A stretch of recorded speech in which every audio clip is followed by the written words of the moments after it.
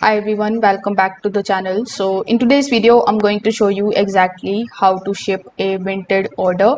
So first of all, simply open your Vinted application, or you can come here on vinted.com and then sign in into your account. Now over here, when you click on your profile icon on the top right hand corner of the screen, among the given options, simply click on the option of profile. And over here you are going to see the number of sales that you have, and you will also see the option of my sales. So you need to simply select that and select the item that you have sold. So once the buyer has completed the payment, just like so, then simply tap on the order in order to view the shipping details. And if a shipping label is required, you can tap on the option of download shipping label, or you can also use a QR code provided depending on the shipping method.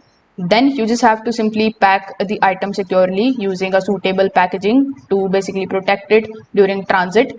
Then simply attach the shipping label to the parcel. Just make sure that the barcode is also clearly visible.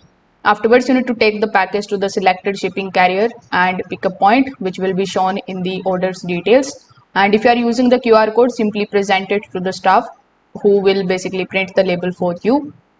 After the parcel is scanned, the tracking information will update automatically in Vinted. That will allow both you and the buyer to follow the shipment until it is delivered.